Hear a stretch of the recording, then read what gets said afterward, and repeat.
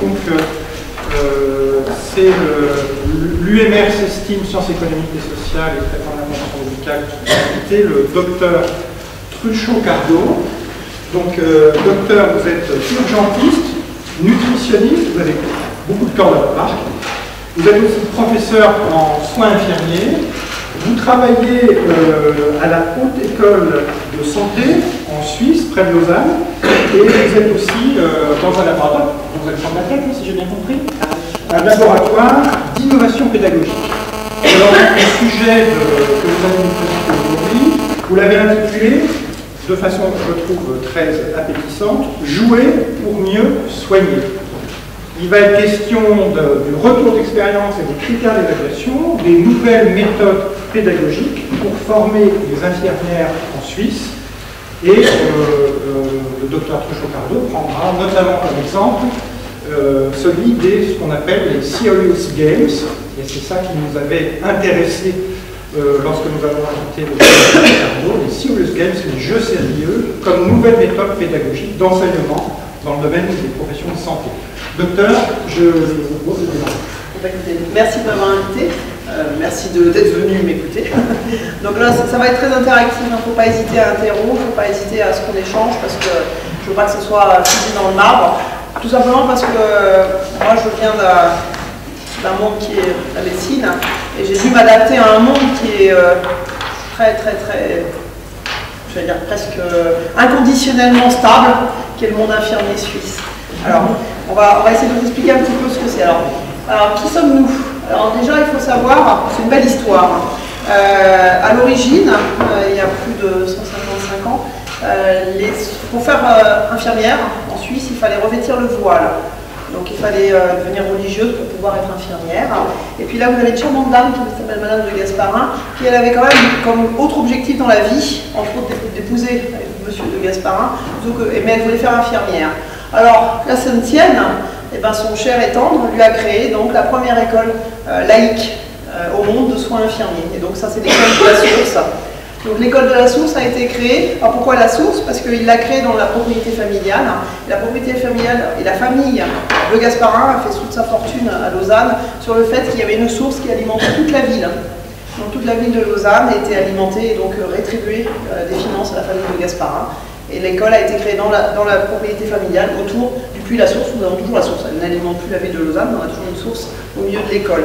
Alors, qui sommes-nous? Une école d'infirmières classique. Alors, c'est pas classique parce que ça a été créé il y a 155 ans, mais il faut savoir que ça avait très peu bougé. L'universitarisation infirmière ne remonte qu'à il y a 5 ans, où les écoles sont devenues des hautes écoles de santé.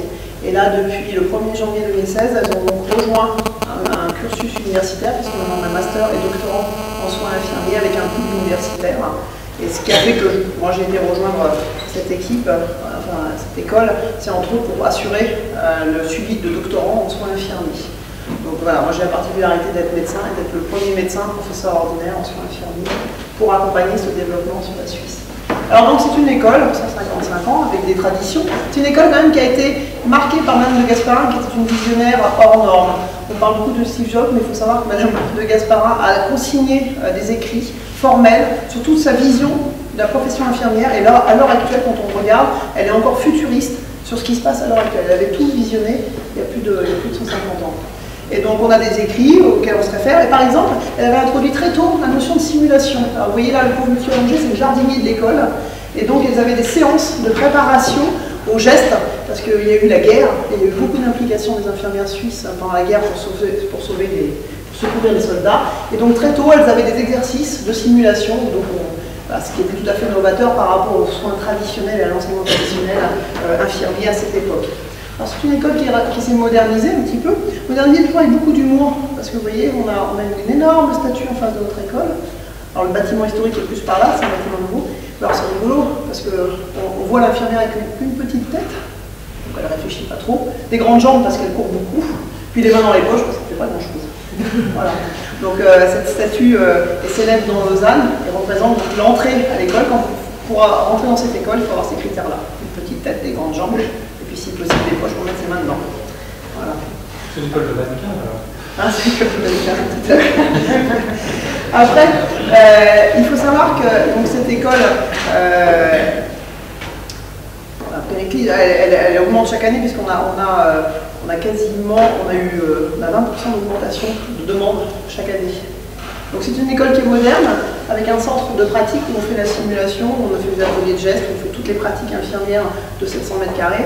Et là on a eu la chance d'avoir l'opportunité de changer de, j'allais dire presque de paradigme, puisqu'on va, dans 2 ans, on sera dans 7000 mètres carrés.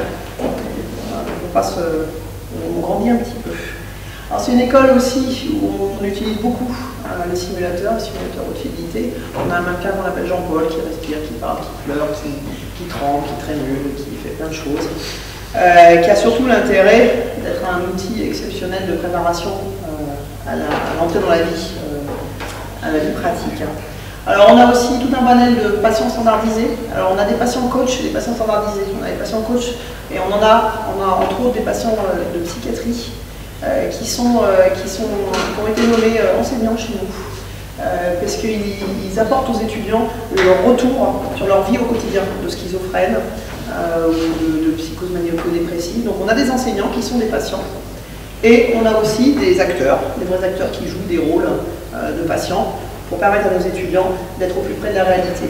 Donc voilà, dans notre centre, on a des... Là, je vous en reparle un petit peu, c'est ce qu'on appelle l'hôpital immersif. Avant qu'ils soient lâchés dans la nature, ils ont tout un stage où ils sont confrontés à des vrais faux patients. Alors, qui nous sommes? Alors, je suis arrivée, là, vous voyez, c'est mon petit Playmobil à moi. J'ai été obligée de prendre un vétérinaire parce qu'il n'y avait pas de femme médecin chez Playmobil. Malheureusement, M. Playmobil est décédé cette année, j'ai pas eu le temps de lui faire part de mon mécontentement. J'ai mon Playmobil à moi, et c'est un vétérinaire. Qu'est-ce qu'on fait aussi dans cette école depuis très longtemps? Depuis plus de 20 ans, on utilise des jeux de plateau. Tout ce qui est planification de soins. Donc déjà le jeu est déjà, depuis 150 ans, est bien présent. Donc le jeu de plateau. Après on utilise, on fait un calcul challenge, c'est des choses toutes bêtes. Et on a pas mal d'écrits montrent quand même qu'on a un vrai problème en soins infirmiers, qui est l'erreur médicale, l'erreur de préparation ou l'erreur de délivrance de médicaments. C'est quand même, c'est beaucoup de patients qui reçoivent des doses inadaptées. Donc c'est devenu un des challenges majeurs de l'école, d'essayer de former les plus jeunes à faire parfaitement les calculs. Alors je vous le réexpliquerai après, on a tout un cycle de calcul et je vais vous montrer comment on l'a mis en place. Alors on fait beaucoup des systèmes de vote, alors on teste un petit peu toutes les nouvelles technologies de vote. Là c'est le QR code, un peu anecdotique, mais enfin en permanence on améliore ce qui existe, on crée des nouvelles accroches pédagogiques, on teste les outils, on teste les outils existants, on travaille beaucoup avec des Playmobil. Et puis là, c'est la dernière partie, on crée des serious games, c'est-à-dire c'est des jeux sérieux en ligne pour nos étudiants de préparation, entre autres à l'évaluation clinique, à leur capacité à examiner et à tirer de cet examen, de cette anamnèse, tous les critères nécessaires à apporter un diagnostic infirmier. Voilà. Alors, on est parti du principe qu'il faut jouer pour devenir sérieux. Donc c'est un peu le maître mot de mon laboratoire, parce que depuis le 1er janvier, donc, les hautes écoles créent des laboratoires, et à l'heure actuelle, on est en train de mettre en place un laboratoire qu'on appelle e-lab, et quand on met source devant, c'est SILAB. Donc ça sera notre laboratoire d'innovation pédagogique. Il est en voie de développement, c'est un laboratoire qui manage à la fois de l'enseignement et du support à l'enseignement et de l'innovation pure. Et on se dit que si l'Aristote l'a dit, nous on est bien d'accord pour faire comme il nous dit de faire. Alors après, je vais vous expliquer un peu le cheminement pour que vous puissiez suivre. Et puis surtout, on va garder du temps s'il y a des questions par la suite.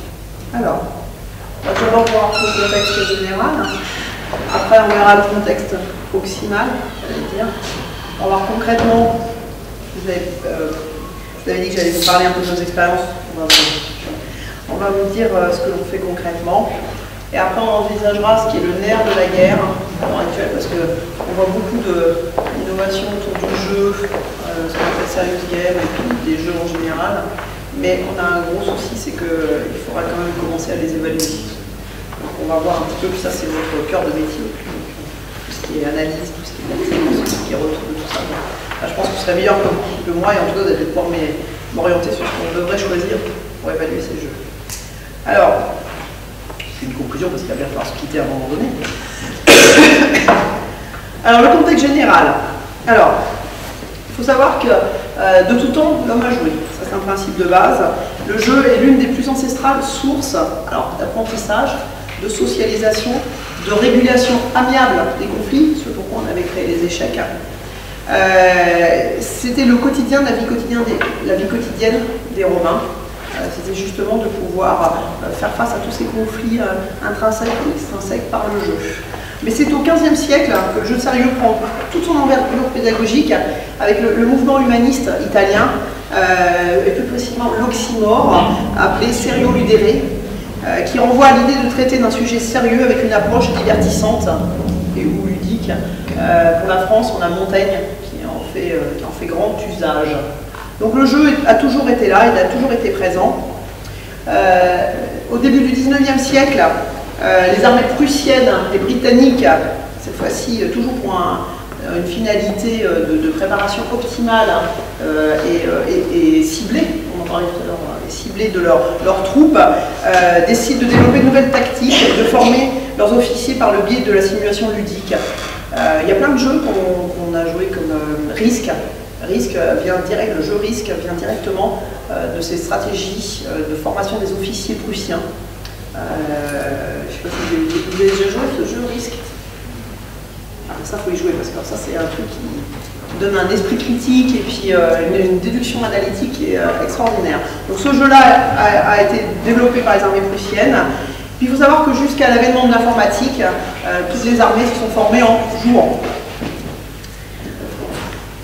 Après, qu'est-ce que je peux vous dire d'autre? C'est que le concept moderne de jeu sérieux informatisé, on monte à 1947, avec la création du premier objet vidéoludique. Alors on va en rire, parce que c'était quand même, mais c'était une révolution, parce que c'était un vrai jeu, une partie de ping-pong. Voilà. Donc le Cathode Ray Tube, c'est le premier jeu sérieux. Alors sérieux parce que il y avait une finalité. Il y avait une finalité de dextérité, et jeu parce qu'il fallait quand même garder un côté ludique. Alors, tous les développements ultérieurs auront pour point commun d'intégrer progressivement toutes les fonctionnalités pédagogiques actuelles.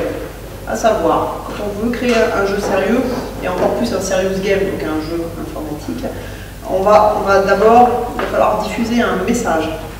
Après, il va falloir dispenser un entraînement, et puis surtout permettre un échange de connaissances entre joueurs. Ça, c'est les trois critères qui font qu'on développe quelque chose qui aura un impact pédagogique. Alors, je vais quand même vous donner la définition du serious game. Serious game, alors selon Julien Alvarez, c'était sa thèse de doctorant, il a adapté en 2015 parce que ça a été revu un peu sur des critères d'analyse. On peut dire qu'un serious game, c'est un dispositif numérique ou non, pas forcément lié à l'informatique, visant à marcher s'écartant du seul divertissement, proposant simultanément des mécaniques de jeu, celles que l'on connaît, et fonctions utilitaires parmi les trois suivantes. Et là, on retrouve encore sur la définition: diffusion de messages, dispensation d'entraînement et collecte de données. Ça, c'est la définition. Qu'il ne faut pas confondre avec le serious diverting, le serious modding, qui là est un détournement de jeux existants. On joue beaucoup avec des triviales poursuites, avec des choses qui peuvent être adaptées au contexte. Là, ce n'est pas créé pour des fins sérieuses, c'est juste détourné.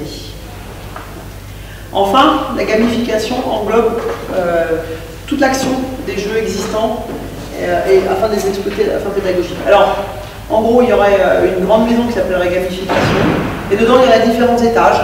Alors, il y aurait l'étage serious gaming, l'étage serious modding, l'étage serious diverting. Voilà. Il y en a certains qui sont des détournements plus ou moins mineurs ou majeurs de jeux existants. Quoi qu'il en soit, le cœur du serious game, c'est la conjonction entre des apports théoriques, c'est-à-dire c'est l'apport d'un savoir. On veut que les gens acquérissent ce savoir. On a un contenu qui est bien défini, et tout ça, ça a été rendu ludique par un game design, donc par des gens dont c'est le métier de rendre ça ludique. Mais derrière, c'est très sérieux, il y a des théories, des contenus, qui sont apportées en filigrane derrière les intentions de jeu. Les intentions de jeu, elles sont classiques, hein. C'est relever des challenges, c'est gagner des points, c'est pouvoir ouvrir des portes pour aller vers autre chose. Mais derrière, on atteint ces niveaux par l'acquisition de savoir et de compétences. Alors, le contexte proximal. Donc, au contexte général, on a vu la définition des serious games en général, du gaming, d'où ça vient, et ça ne vient pas d'aujourd'hui, hein, c'est assez ancestral. Maintenant, il y a un contexte proximal qui est mon contexte à moi. C'est un enjeu majeur en santé.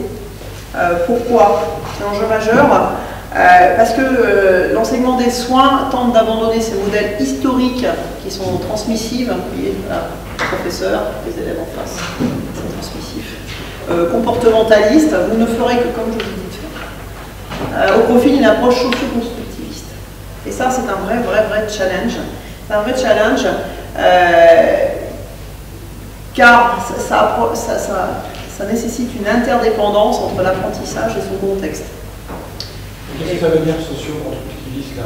C'est familiarité avec c'est qu'on va construire à partir de l'expérience. Voilà. Donc nos étudiants, avant, on se fait un savoir, ils le prenaient, la magasinaient, le ressortaient en écrivant, ils avaient une bonne note, c'était bon, ils étaient des professionnels de santé. Voilà. Et là, d'un seul coup, on leur a demandé, alors bon, je n'enseigne plus maintenant en faculté de médecine, mais en soins infirmiers, on leur a demandé brutalement de s'approprier un savoir eux-mêmes et d'être en capacité de le porter dans le contexte. C'est-à-dire qu'ils ont des phases de théorie où ils font ce qu'on appelle de l'APP, l'apprentissage par problème. C'est-à-dire que c'est par eux-mêmes qu'ils vont à la découverte de ce qu'avant je leur aurais donné par un PowerPoint. Donc ils construisent eux-mêmes leur savoir. Alors évidemment, ils sont tutorés, on est autour, mais ils construisent leur savoir de par leur lecture, de par leurs échanges et de par leur construction. Et ça, il faut qu'ils soient en capacité de le transposer chez les patients. Et après, quand ils reviennent de stage, et là, à ce moment-là, il faut qu'ils rassemblent les morceaux. Pour que ça fasse quelque chose de précis. C'est un changement de paradigme à 360 degrés. C'est terrible pour les enseignants qui avaient l'habitude d'arriver avec leur PowerPoint, ça se passait bien. C'est terrible pour les élèves parce que là, du coup, en plus de changer de cette façon de s'approprier le savoir, on leur demande de le faire en beaucoup plus rapidement qu'avant. Donc, ça crée toujours une... Voilà, ils ont toujours très peur que leur savoir, ils n'arrivent pas à le transposer dans le contexte. Ça, c'est un stress permanent. Et les terrains de stage, alors après je vais vous expliquer un peu, voilà, je mets or, on a quelques problèmes, parce que si on veut le mettre en place, on a beaucoup de difficultés à mettre ce type d'apprentissage, parce qu'on a un nombre croissant d'étudiants, hein, donc plus 20%. Là, sur les plus 20% chaque année de demande, mais on arrive quand même à plus 20% sur ces 3 dernières années. Là, on est maintenant, on a dépassé les 700 étudiants en formation initiale. On a des volets de 180 personnes. On est à plus de 1000 étudiants en postgrad et autres. C'est juste énorme. Une capacité, sur les 10 dernières années, on a doublé notre chiffre. Donc, on a un nombre croissant d'étudiants, mais malheureusement, les places de stage restent les mêmes, un peu de choses près. On ne va pas créer des hôpitaux d'application. On a le même nombre de patients, on ne va pas rendre les gens plus malades pour avoir plus de malades. Et puis on a le même nombre d'enseignants, un peu de choses près. Ça augmente doucement, mais voilà. Donc ça, c'est la première des difficultés pour passer dans cette approche socio-constructiviste idéale, le meilleur. En plus, on a une autonomisation des patients, maintenant qui ne veulent plus être des cobayes. Donc là, hors de question que nos étudiants s'entraînent sur un patient. Donc maintenant, on a un grand paradigme qui est jamais la première fois sur un patient. Donc ça complique un petit peu d'où l'avènement des simulateurs patients, des mannequins, des jeux virtuels, parce qu'il faut bien qu'ils s'entraînent quelque part, surtout si on veut transposer dans le contexte. Et puis on a une maîtrise des coûts, même en Suisse. Ils veulent des formations de plus en plus pointues, de plus en plus courtes. On a perdu 1 an. Alors on va dans l'universitarisation, c'est-à-dire qu'après les étudiants, après à la fin de leur bachelor, donc c'est 1 année de propédeutique et 3 ans d'études. Après ils rentrent en master, ils peuvent aller en doctorat. Mais n'empêche que le gros du personnel soignant est à bac, on peut dire maturité plus 4. C'est très peu pour mettre en action tout ce qu'on leur demande d'apprendre. Alors, on se pose vraiment la question, du coup on s'est posé la question, et ce qui a fait que j'ai été recrutée pour aller rejoindre l'équipe, c'est l'écosystème d'enseignement de soins ne doit-il pas être réinventé? Parce qu'on se dit, bon, on passe dans un modèle socio-constructiviste où il y aura de la théorie, de la pratique gestuelle en classe, et puis après on va aller voir les patients. Mais là, il n'y a plus adéquation, il n'y a plus entre les deux. Donc il faut peut-être que notre écosystème d'enseignement, c'est-à-dire la façon dont on l'envisager, il faut le changer. Voilà, il faut faire quelque chose. Alors, en plus de cette réalité, nos étudiants sont des digital natives, voire des digital multitâches. Alors qu'est-ce qu'on entend par là? C'est-à-dire qu'ils ont leur capacité de tout faire en même temps.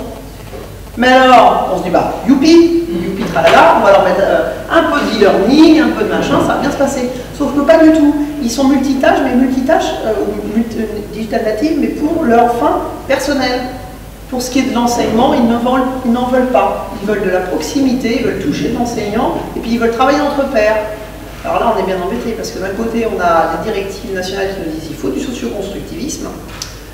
Et de l'autre côté, on a des étudiants qui disent, mais nous, vos manières de faire en nous déléguant sur l'ordinateur ou d'aller voir des films, ça ne nous plaît pas. Nous, on veut des vrais enseignants. Nous, on veut que les cas soient tutorés. Nous, on veut avoir du temps pour se réunir entre nous. Alors, il faut savoir que sur nos 720 étudiants, on a quand même 97%, 97% comme ils disent là-bas, qui sont de génération Y, c'est-à-dire qui sont nés entre 80 et 2000. Et puis, on commence à voir arriver les Z. Appelés millénials. Nous, ça y est, cette année, on en a 55 sur 172 qui sont nés après 2000, c'est tout jeune. Donc, c'est cette réalité-là qui vient s'agréger avec le reste. Alors, on a 3 axes majeurs de formation, puis je vais vous donner quelques exemples. Je crois qu'on discutera, ça sera plus intéressant. Donc, il y a 3 axes majeurs de formation. On a la sûreté des soins et actes infirmiers. Il faut savoir quand même que dans les incidents et les accidents, 80% sont retrouvés de cause infirmière. Je ne vais pas dire ça cause parce que ça fait un peu erreur, ça fait jugement judéo-chrétien de l'erreur initiale. Enfin, on retrouve quand même beaucoup d'erreurs de dispensation médicamenteuse. Et ce qui nous énerve beaucoup, c'est que la moitié pourrait être évitable. Donc c'est devenu une cause nationale. Sûreté des soins et actes infirmiers, c'est une priorité. L'évaluation clinique infirmière, c'est un grand courant qui va être mondial, enfin qui est déjà bien implanté au Canada et qui va être de plus en plus mondial devant entre autres la pénurie médicale.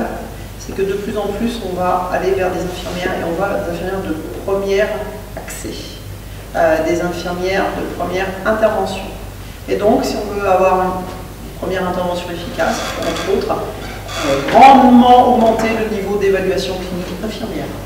Là encore, il n'est pas dit de faire des diagnostics, de poser des thérapeutiques, mais il faut que l'évaluation clinique soit ad hoc pour pouvoir après faire une transmission de qualité. Après, on a un grand courant qui est la professionnalité émergente, c'est-à-dire que les infirmières en bout de 3 ans de bachelor, elles sortent, elles ne sont pas professionnelles. Et ça, on a un vrai souci, c'est qu'elles arrivent dans les services où il faut encore les former pendant 2 à 3 ans. Et les services, ça ne peut pas se permettre. Donc on nous demande de faire, alors c'est marrant parce que dans la Deuxième Guerre mondiale, le premier simulateur de vol a été inventé pour faire des pilotes qui étaient capables de décoller, d'aller lâcher des bombes et de rentrer. C'était leur métier, ils étaient formés pendant 3 semaines, ils allaient faire leur mission, ils lâchaient des bombes, ils revenaient. Il y a eu très peu de morts, les pilotes, la plupart des pilotes ont fait leur mission correctement, sont rentrés, ça se passait bien. Nous on est un peu pareil avec les infirmières, on nous dit il faut que vous lâchiez des infirmières dans la nature en quantité suffisante parce qu'en Suisse on n'en a pas assez, il en faut, puis en plus il faut qu'elles soient d'excellente qualité.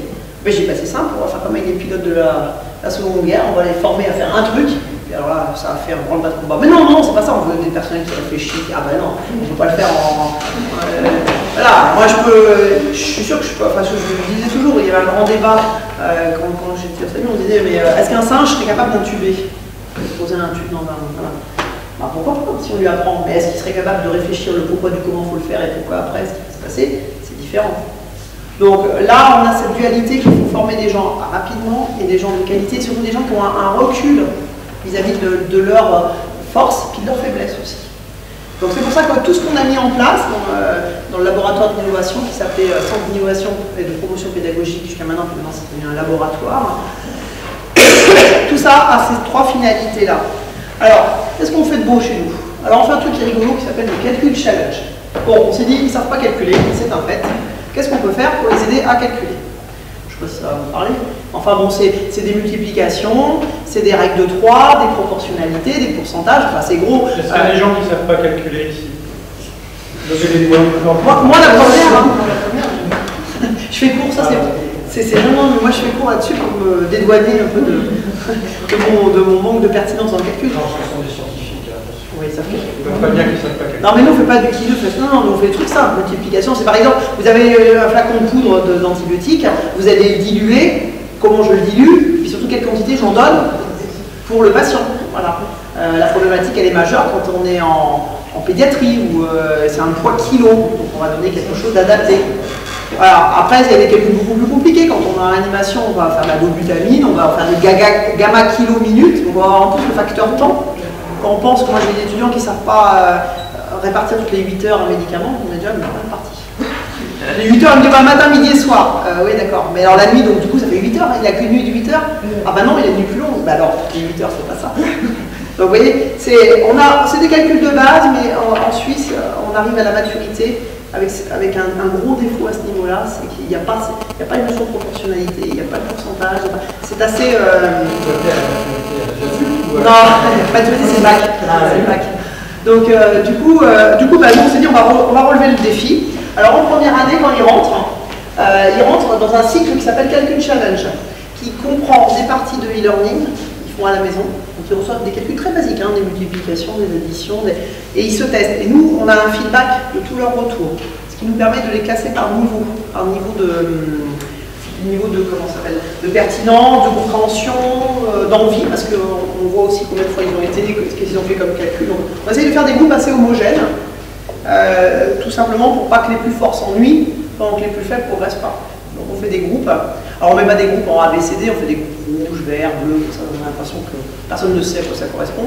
C'est un savant mélange, hein, c'est un savant mélange de gens. Rouge, ça ne veut pas dire que c'est les pires. Non, pas forcément, parce que la croix est. Nous on a beaucoup de rouge sur notre drapeau, donc. C'est plutôt positif. C'est plutôt positif. Non, mais c'est un savant mélange de gens mélange entre des gens qui seront des leaders en groupe, parce qu'il faut aussi des leaders, des gens qui seront plus conciliants, plus opposants. Enfin, on analyse tout ça, c'est une analyse psychosociale très poussée, à partir d'un e-learning, pour vous dire. Et donc après, on les met en groupe. Et quand ils sont en groupe, ils ont un premier cours où là, on les abat parce qu'on leur explique qu'à cause des erreurs médicales. Alors, tiens, donnez-moi le top 5 dans la sécurité des soins.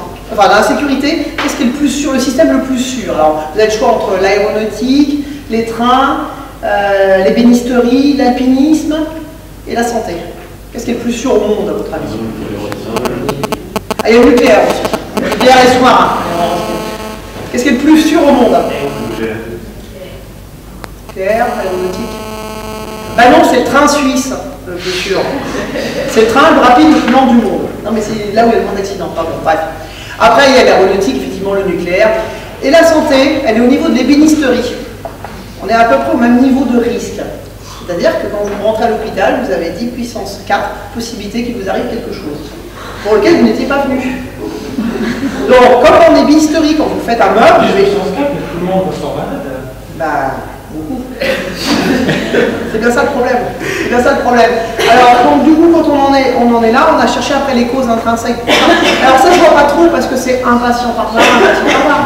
Moi, j'avais discuté avec des gens qui travaillent dans l'aéronautique qui m'avaient dit, si on calculait tous vos morts et vos morts perlés, donc qui arrivent un par un, comme ça un peu au travers, aux États-Unis, ça ferait un Boeing 747 qui s'écrase tous les 2 jours, le nombre de morts par erreur médicale. Donc là ça serait parlant quand même, un Boeing 747 qui s'écrase tous les 2 jours, ça serait parlant. Là, on ne les voit pas parce que c'est des morts filtrés. Quoi qu'il en soit, c'est un système qui n'est pas jugé comme ultra sûr, le système de santé. Et entre autres, dedans, parce qu'il y a un gros problème, 80% sont liés à des erreurs de calcul. Voilà. Donc, c'est ce pourquoi on fait ça. Et donc, ils ont un cours, on leur rappelle ça. Alors ça nous les a pas. En 15 jours après, on les entend plus. Ils font tous leurs exercices, ils n'arrêtent pas. Voilà. Donc, on leur explique juste ce pourquoi. On leur dit, non, c'est bien, vous êtes soignants, vous n'arrivez pas le matin, vous disant, tiens, je vais en tuer combien aujourd'hui? Allez, non, vous arrivez avec une bonne volonté, sauf qu'il y a des facteurs extérieurs, comme effectivement le problème de calcul, comme l'interruption de tâches, comme il y a plein de choses qui sont connues. Ça va venir vous tomber dessus, puis ça va peut-être faire de vous un criminel un jour, ou quelqu'un qui aura peut-être pas été dans la règle de l'art pour soigner ce patient.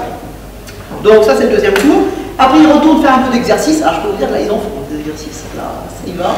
Ils peuvent choisir leur spécialité puisqu'en première année on a à la fois des élèves infirmiers, des élèves kinés, des élèves TRM, des élèves diététiciennes, des élèves sages-femmes. Enfin, on a tous, c'est un peu le commun en première année.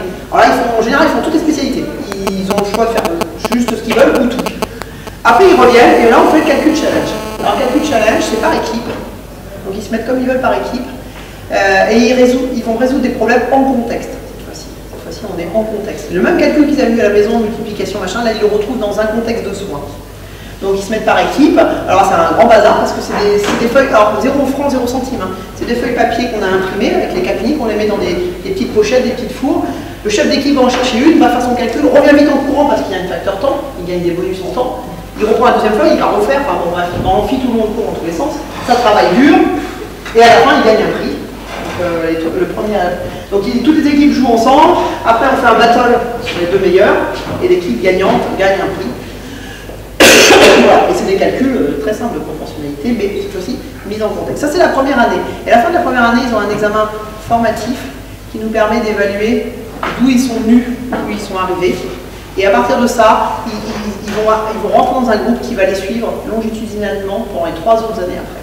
Et pendant les 3 autres années, ils ont plein d'exercices, ils ont des pop-up, des questionnements qui leur arrivent sur leur intranet, ils ont des séances où ils se retrouvent avec des questions pièges, voilà. En plus de l'enseignement classique. Alors, je ne peux pas vous dire pour l'instant, on n'en est qu'à la 2e année. Je reviendrai vous voir dans 3 ans et je vous dirai si on est un peu meilleur ou pas. On essaye de donner donc tous les critères ludéo-éducatifs qui sont recommandés. Voilà ce que ça va donner. C'est pour le calcul. Après, on crée des serious games.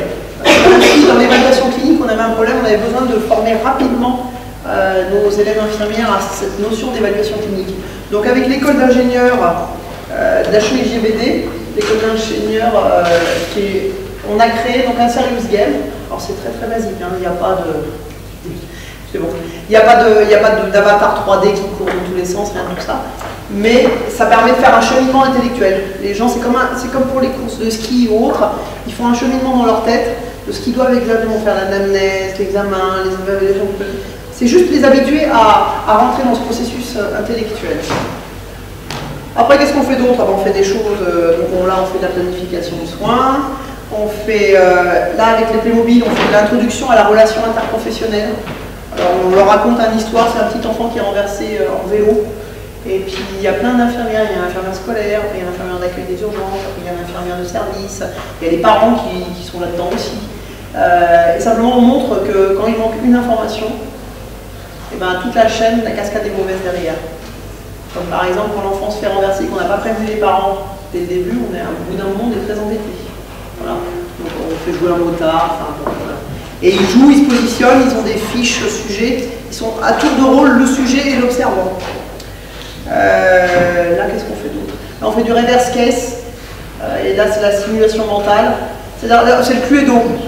Il est arrivé quelque chose au patient, pourquoi c'est arrivé? Et on remonte la chaîne pour voir à quel moment il y a eu. On n'a pas mis en route une barrière efficace. Donc là, c'est pareil, là, on verbalise mentalement les actions de soins.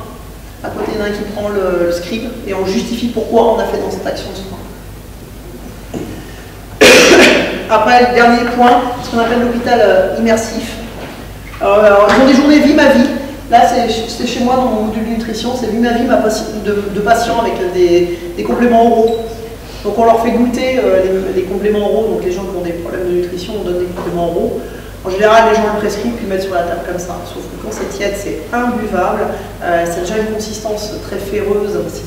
Donc là, on vit ma vie, donc on les met, on en fait congeler, on en fait chaud, on en fait froid, on goûte toutes les saveurs. Et du coup, ça c'est autant d'étudiants qui, quand ils sortent, sont de bons conseils pour les patients. Quand les patients disent, oh, ça m'écoeure, machin, ah bah essayez tel parfum, tiens, mettez-le au frais. Moi, je l'ai goûté au frais, c'est bon. Et bah, ça a un impact majeur dans les services de renutrition, juste par le fait qu'ils vivent la vie d'un patient. Voilà. Donc, toute une journée, ils sont à manger ça, c'est l'enfer. Enfin, je ne sais pas s'il y a une journée où vous avez essayé de goûter, c'est l'enfer. À la fin de la journée, vous ne pouvez plus. Et ça, c'est ce qu'on appelle l'hôpital immersif. Alors, notre hôpital immersif, le dernier mois avant de partir dans leur vie professionnelle. Ils viennent faire des journées entières dans un faux hôpital. Donc on a recréé un faux hôpital, on a des faux patients, voilà, là aussi on a des faux patients. Et toute la journée, ils font la vie d'un vrai service. Et ils se confrontent à plein de choses. Un patient qui fugue, une famille qui est revendiquée. Et là, c'est vraiment l'immersion totale. Et à la fin, ils ont un débriefing individuel de ma posture, comment elle était, et un débriefing collectif de comment on s'est comporté tous ensemble là-dessus. Alors oui, mais on peut faire ce qu'on veut, mais il faut quand même penser à évaluer. Parce qu'on me laisse faire beaucoup de choses, mais maintenant, il faut évaluer. Si on veut, quand le jeu est choisi pour être médiation, il faut absolument commencer à évaluer cette activité. Parce que ça a quand même un impact majeur sur la suite. Ça permet de situer les apprenants. Quand on évalue, on situe les apprenants. Et puis on évalue aussi ce que l'enseignant a mis dedans et a transmis. Donc, et l'approche pédagogique en tant que telle. Est-ce que c'est bien de jouer avec des Playmobil? Je sais pas, je suis en train d'investir, j'ai un énorme plateau avec des Playmobil partout. Est-ce que c'est bien? Il faut que je commence à évaluer ça sérieusement.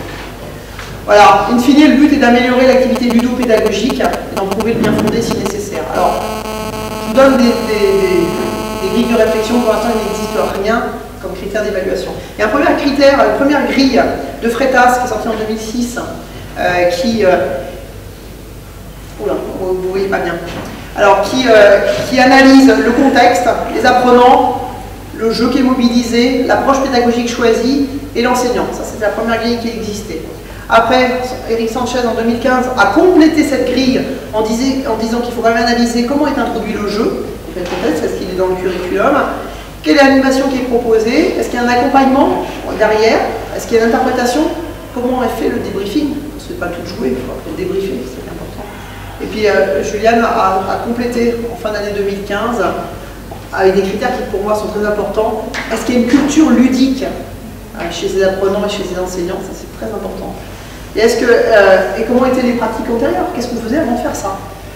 Donc, quand on veut se lancer dans l'approche ludo-pédagogique, c'est clair qu'il faut envisager tous ces critères séparément ou collectivement pour essayer d'évaluer l'impact qu'a ce jeu.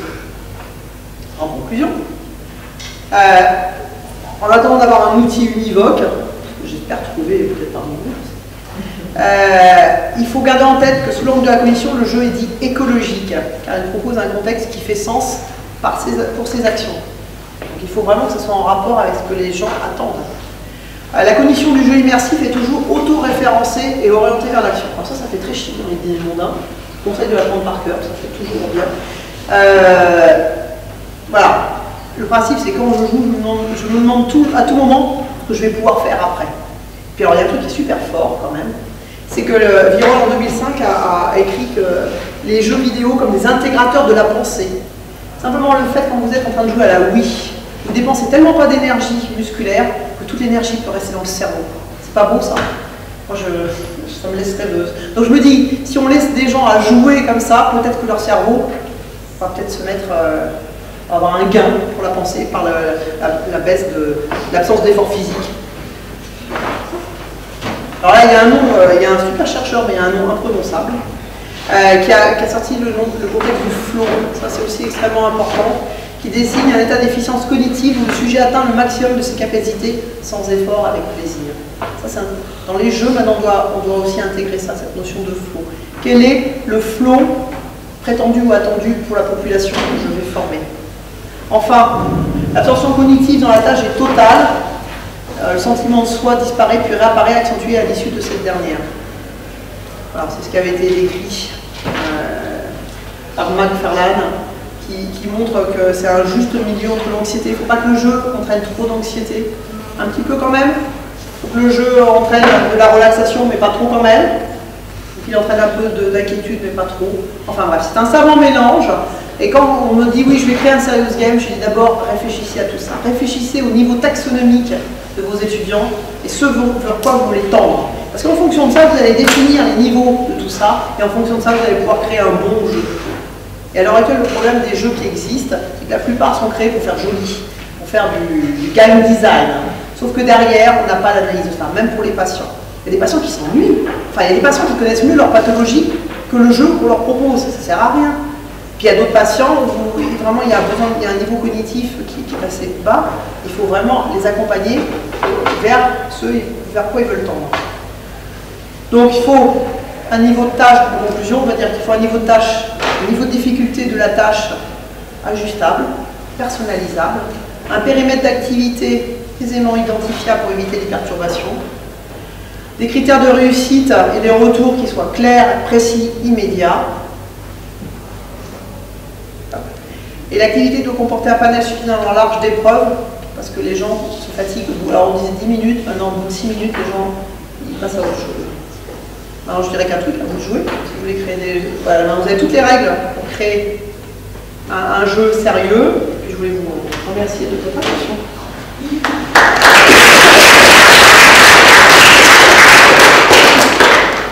Bon, y a-t-il des questions? N'hésitez pas. Super, allez-y.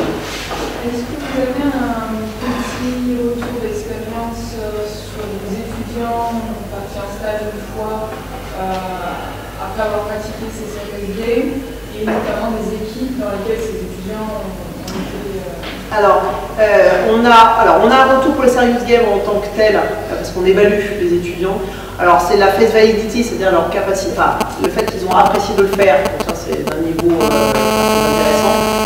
Par contre, on a eu un retour, parce qu'ils sont partis faire des séances de travaux pratiques, où on a un retour des enseignants qui les ont décrits comme plus précis dans leurs intentions, plus ordonnés dans leurs réactions.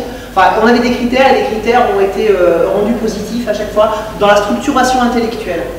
Le sérieux, dans la pratique. Alors dans la pratique de terrain, alors sur le terrain, pour l'instant, on n'a pas de retour parce que c'est filaire, c'est-à-dire que c'est quelques étudiants parmi tout le reste. Donc pour l'instant, on a ciblé notre retour sur quand on les a mis dans un milieu clos, un milieu de pratique, où c'est un milieu à la fois c'est de la pratique gestuelle et du raisonnement. Moi, nos Serious Games, c'est juste les préparer comme les pilotes de rallye. Hein. C'est juste. J'entends, mais voilà. c'est-à-dire qu'il y a effectivement la théorie et puis la pratique. Quand vous parliez de fugue, quand vous êtes dans une série, vous avez un patient qui fugue et à côté, quand vous avez un autre qui décompense. Voilà, après, il y a une stratégie. Alors, le Serious Game vidéo, comme on a là, sur l'évaluation clinique, voilà, les retours sont ceux-là. C'est-à-dire que quand ils arrivent sur les stages pratiques, donc ils sont très encadrés, on peut les voir et on les a filmés.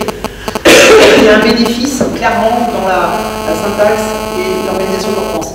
Après, pour ce qui est de l'hôpital immersif, là on a des retours donc ils ont été diplômés, on a les retours au premier mois de première stage et aux 6 mois. Et les retours sont je suis plus à l'aise. Alors, on a aussi interviewé le panel qui n'avait pas suivi l'hôpital immersif. Donc là, les retours, c'est je me sens plus en confiance parce que c'est une situation que j'ai déjà vue. Parce que alors, en 3 semaines, on leur fait passer quasiment le pire. Enfin, nous, ce qu'on estime être les avoir le moins préparés. Tous les cas sont des cas réels, importés d'hôpital, qu'on transfère dans la simulation. Voilà. Alors, à 6 mois, ils se sentent plus en confiance. Après, j'ai les collègues autour, on va dire, oui, ils sont super mieux maintenant. Non, et à part nous dire qu'ils ne savent pas calculer, c'est tout. C'est tout ce qu'on entend comme retour. Ouais, est-ce que ça veut dire que les calculs challenge, finalement, ça ne marche pas si bien que ça? Ben, ils ne sont pas sortis encore. Les calculs challenge, nous, là, le programme calcul challenge, c'est la 2e année. Donc ils sont en fin de première bachelor. Alors, ceux qui ont eu le début du calcul challenge.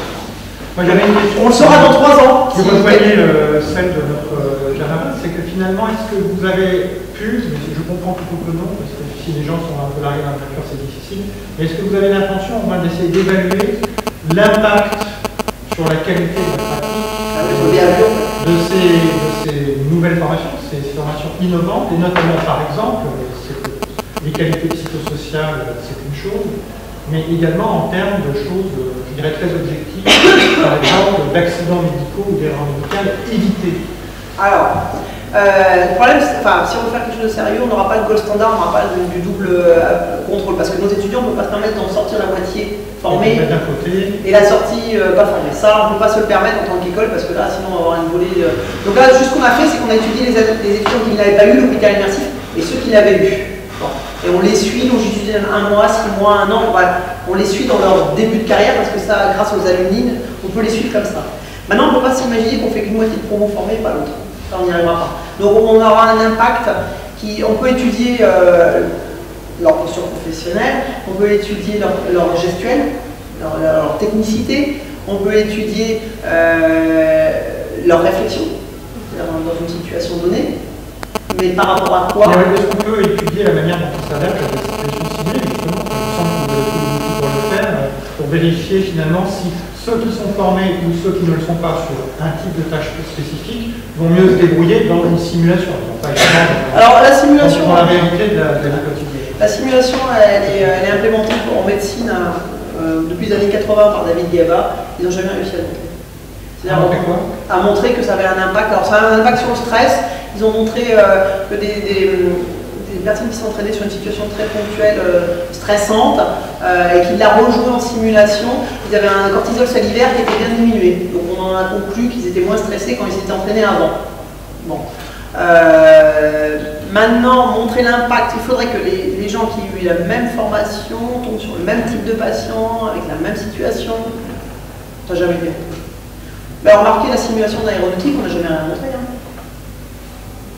Que ça a évité des accidents. Alors, est-ce qu'il y a d'autres questions? N'hésitez pas, profitez. Alors, ça évite des accidents, c'est une prenez ça comme un jeu. Non, mais c'est de la science complètement. Ça y est, un candidat à jouer. C'est de la science complètement. Je me demandais, dans mon propre ressenti de Serious Game, ça transparaissait un peu, j'avais l'impression de. En une heure, c'est un peu pour. Quels mécanismes ludiques vous exploitez? Est-ce que ça, j'ai pas l'impression que ça va être très complexe? Non. Et il n'y aurait pas lieu de rendre la chose justement dans le concept du flow, d'augmenter la partie plaisir. Il me semble que les mécanismes plus complexes peuvent favoriser cette chose-là en apportant des réflexions plus importantes, du développement scientifique plus important, etc. Ah, sûrement. Après, c'est une question de coût.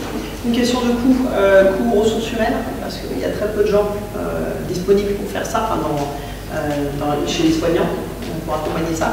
Une question de coût financier. Parce que dès que vous voulez rentrer dans un système avec cerveau expert, qui serait capable d'adapter à tout moment le niveau, comme dans les jeux vidéo. Jeux de plateau. Alors, donc là on est hors contexte informatique. Alors, après sur les jeux de plateau, oui, mais alors après il faudrait des vrais spécialistes du jeu. C'est-à-dire des gens qui soient en mesure de transposer leur connaissance du jeu dans le monde de la santé. Pour l'instant, c'est le monde de la santé qui va vers le jeu, en essayant de s'accaparer des choses connues, des choses de jeu qui marchent bien, de l'autodéduction, des choses comme ça. Mais des vrais gens dans ce métier du jeu, il y en a peu qui s'intéressent à la santé, hein, très très peu. Justement, oui, sur les 3 ans que vous avez dit tout à l'heure pour les imaginaires, la partie des là devient assez pauvre. C'est des cancers, c'est important. Là, c'est des. Il n'y a pas de boîte qui s'intéresse spécifiquement à ça? En jeu, non. Il y a des gens qui font des jeux spécifiquement pour la santé, en partant justement. Non, ils font des serious games, mais ils sont assez pauvres sur le plan, je suis d'accord avec eux, sur le plan des ressources, sur ce que l'on a développé pour les enfants en pédagogie ou autre à côté, en santé, c'est pauvre. C'est un milieu qui. Voilà. Il faudrait qu'on ait des vrais spécialistes du jeu qui viennent dans le milieu de la santé. Ça serait intéressant. Est-ce qu'il y a d'autres questions? En attendant que vous réfléchissiez pour savoir si vous allez jouer ou pas, dure question.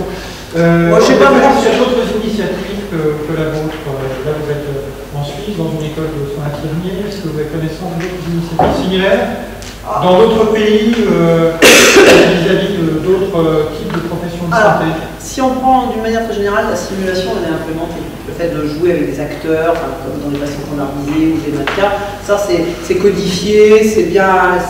Les patients standardisés, c'est déjà quelque chose d'assez répandu comme méthode pédagogique dans les facs de médecine, par exemple? C'est toujours lié aux besoins, aux ressources humaines et aux moyens financiers. Mais dans les facs où il y a eu des accords avec des écoles de théâtre, ça marche bien. Parce que les étudiants en théâtre sont contents d'apprendre des rôles qui leur serviront peut-être, et d'avoir un feedback par des professionnels de santé sur leur qualité de jeu. Et de l'autre côté, les étudiants sont contents d'avoir des gens en face. Alors il y en a beaucoup. Il y a Angers qui fait beaucoup sur la relation, l'annonce de mauvaises nouvelles. Eux, ça fait presque 10 ans qu'ils font ça. Ils ont tout un panel d'acteurs qui vient jouer les patients, là, qui en annoncent des mauvaises nouvelles. Ils ont intégré ça dans le curriculum dès le plus petit âge. Et puis Nice aussi fait beaucoup sur l'éthique, position éthique. Voilà. Après, il y a des tentatives un petit peu partout. Moi, je vois les Playmobil, dans le club Playmobil, on l'utilise surtout sur les catastrophes, pour positionner un peu, en cas de catastrophe, positionner au mieux les acteurs de santé et les moyens, parce que là c'est visible, hein, vous avez Playmobil, vous avez la table, vous les faites avancer, vous voyez où les flux, quand ça tourne ou quand ça tourne pas.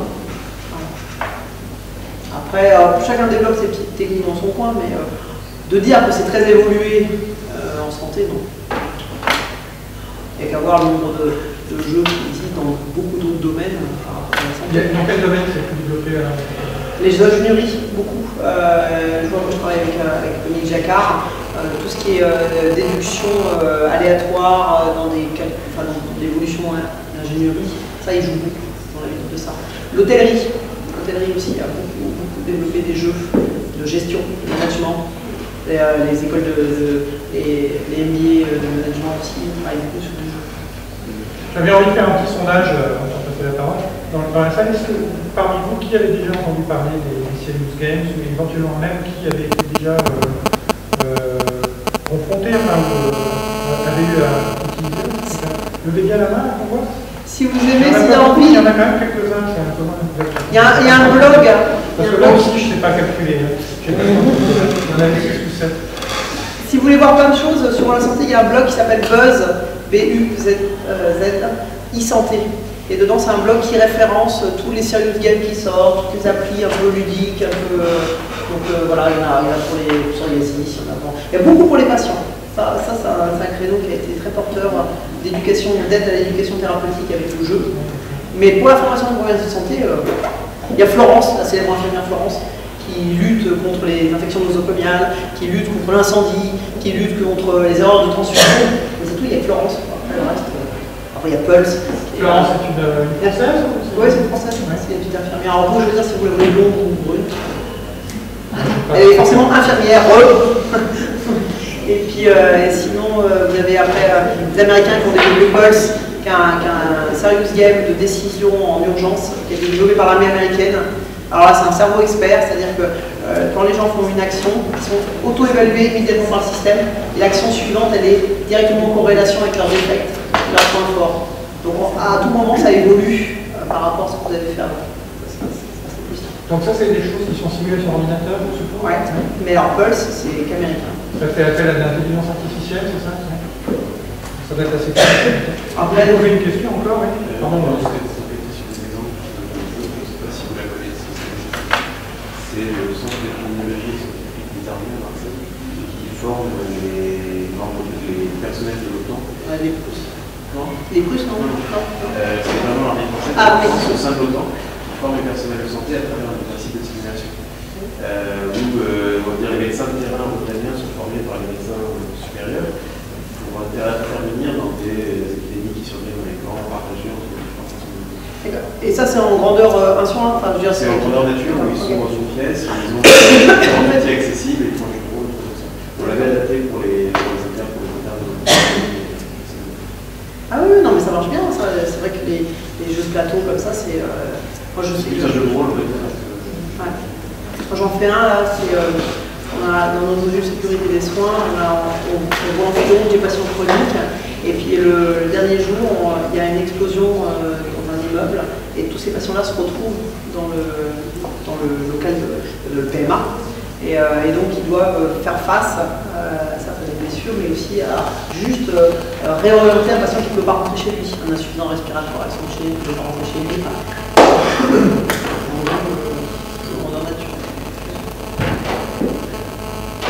D'autres questions?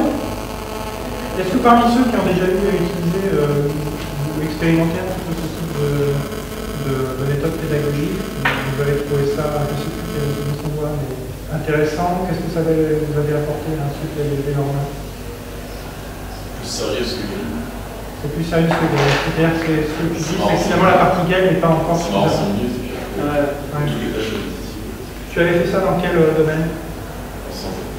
En santé comme en santé quoi? En essai d'urgence, c'était un patient. Ça n'avait pas apparu apporter des choses intéressantes par rapport à ce que tu as fait classiquement en clinique de médecine? Ça n'a pas paru plus ludique que ça. Moi, une petite reco en Angleterre, j'ai fait des études à Liverpool. Dans les curriculums externes, tous les ans, on faisait des examens avec des patients, avec des acteurs. Là, on est dans le sous la forme de jeu ou sous la forme d'exercice, de simulation? Les deux, puis complètement d'utiliser du jeu, mais oui, non. À l'heure actuelle, ce qui marche le mieux, effectivement, c'est toutes les simulations 1 sur 1. Vous avez des patients qui jouent des rôles, ou autres, où là c'est grandeur nature, c'est intéressant, même en médecine d'urgence, c'est là où c'est intéressant. Après, les jeux électroniques, enfin, ou en interface virtuelle, je trouve ça assez pauvre aussi. Hein, il n'y a pas l'interaction, elle n'est pas là. Elle n'est pas encore là. Elle sera le jour où on aura vraiment puis surtout, il faut des systèmes web. Vous avez du web design, on peut interférer avec d'autres, échanger. Avec toi, tu aurais fait comment? Voilà, là, ça devient intéressant. C'est balbutiant, c'est pour ça que, heureusement, il y a plus de vidéos. Caroline, vous qui voyez ça du point de vue de quelqu'un qui travaille avec des acteurs de santé publique et de l'agence régionale de santé, qu'est-ce que ça vous inspire comme méthode de formation? On avait évoqué ça il y a quelques jours au sujet de la vaccination. Est-ce que ça vous paraît intéressant? Oui, ça paraît intéressant. Moi, je pensais qu'on en était beaucoup plus loin. Donc, je m'attendais effectivement à avoir des avatars. Voilà, des démonstrations de choses. Je pensais qu'il y avait un design c'était vraiment déjà des choses très, très performantes. J'ai participé à l'expérience effectivement à CESPA, qui est là une autre forme, qui est sous forme de jeu de rôle. Ah, ça c'est très bien, ça c'est très bien. Très intéressant. Donc, effectivement, moi je venais un petit peu à la conférence dans l'idée que c'était quelque chose en interaction avec des jeux sur Internet. Donc, je ne voyais pas ce grand. Oui, c'est un aspect que vous n'avez pas tellement développé, mais qui existe, ça en fait. Voilà. En fait, c'est une grande diversité. Des jeux vidéo interactifs qui permettent qui ont les principes de ludicité dont vous avez parlé. Alors, si on prend sur le serious game, alors on va rester dans le vidéo ludique. Hein. Alors on oublie tout ce qui est simulation avec des acteurs, tout ça. Vidéo non plus. Hein? Le serious game peut ne pas être vidéo. Voilà. Après on a dans cette grande famille ce qu'on appelle les exergames. C'est-à-dire que vous utilisez quelque chose qui existe sur Kinect, sur Wii, pour de la rééducation ou de l'entraînement physique. Ça c'est très développé, c'est développé pour dessiner des patients. C'est-à-dire qu'il y a des kinés, des infirmières qui peuvent définir un programme. Il y en a un qui s'appelle Vorafish pour la réadaptation des gens qui présentent des accidents difficiles sur un accident vasculaire cérébral, où progressivement, avec leur kinette et leurs bras, ils vont faire évoluer un petit poisson. Ça, c'est de l'exergame. Ça existe pour les patients, ça existe et ça marche très très bien. Après, on a aussi de tout ce qui est serious game d'éducation pour les patients, comme les patients porteurs du VIH, comme les patients porteurs de psoriasis. Ça existe, ça a été développé, mais manu militari par les laboratoires pharmaceutiques pour aider au quotidien dans la prise médicamenteuse, dans le suivi des patients. Ça, pour les patients, il n'y a rien à redire. Il y en a asthmatiques pour apprendre des maladies asthmatiques, pour les diabétiques avec Lucy-Web, ou pour les jeunes adolescents, les adolescents un peu en opposition avec leur maladie. Ils vont mener une enquête policière. Tout ça, c'est en accès libre. Pour les patients, très bien. Maintenant, pour former des soignants, là je vais former un soignant, et ben là, c'est le désert de Gobi.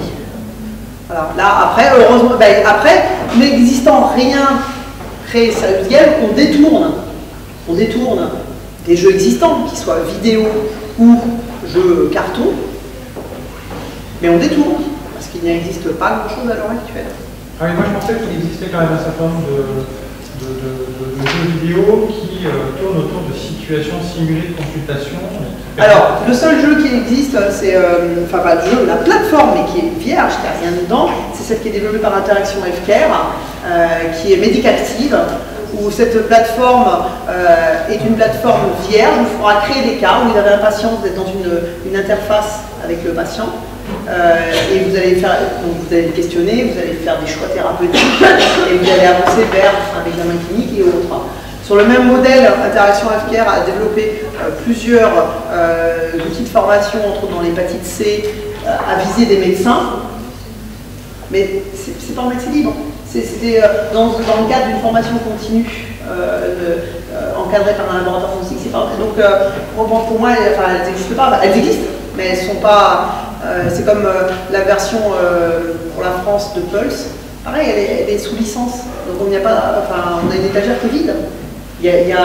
Donc Medicactive est une plateforme qui pourrait se permettre de créer des choses, il n'y a rien dedans. Et puis toutes les quelques qui existent ne sont pas en accès. Donc pour moi, elles n'existent pas. Ou alors il faut qu'ils les rendent en accès libre. Celle sur l'hépatite C est très très bien. On suit un patient au long cours sur sa pathologie. Avec des rechutes, des problèmes d'observance médicale. Elle est super, mais pourquoi il le garde que pour l'information Donc oui, il existe beaucoup de service game pour les patients, très peu pour les soignants et encore moins en accès libre. En version vidéo techno. Pour les patients, ces patients sont intéressés en général, ou est-ce qu'il y a une certaine lassitude? Alors, beaucoup de connexions, beaucoup de suivi derrière. Alors, ils sont intéressés quand c'est une découverte de pathologie, qui a besoin de s'approprier des attitudes, de s'approprier des situations. Là, ça marche bien. Ça marche très très bien chez les plus jeunes. Ça marche très bien si les professionnels de santé sont partie prenante dedans. C'est-à-dire que quand vous avez votre patient en application thérapeutique, vous lui dites ah bah tiens, pour vous aider, vous pouvez aller jouer un peu avec ça. Ou votre fils a un diagnostic de psoriasis, bah allez voir Théo Lepso. C'est plein de petites vignettes, c'est très marrant, mais si le professionnel de santé n'est pas proactif là-dessus, ça ne marche pas. Les gens ils y vont pas spontanément. Après voilà, c'est une question aussi d'implication. Moi je sais que j'ai la chance pendant 2 ans d'être dans le département de nutrition et j'ai prescrit beaucoup de oui et de Kinect. Parce que on avait un service d'hospitalisation des enfants obèses et je faisais des prescriptions 3 séances d'une demi-heure de oui. Alors on prêtait des oui, mais alors pas n'importe quelle fois. On faisait l'exercice physique, vous savez, on faisait du tennis, on faisait la course en VTT, enfin c'était des jeux bien sélectionnés. Et en famille, il fallait qu'il. Et ben on a fait. Je dis pas qu'on n'a pas fait maigrir les enfants, ce n'était pas le but, mais on a cassé la courbe à ce moment de prise de poids avec ça. Sur 90 enfants. Juste par prescription. Il est impératif que les parents jouent avec les enfants pendant 3 fois une demi-heure au VTT Challenge. Il faut qu'il y ait des prescriptions maintenant. Bah voilà. Donc après, si il y a une équipe, alors, merci beaucoup.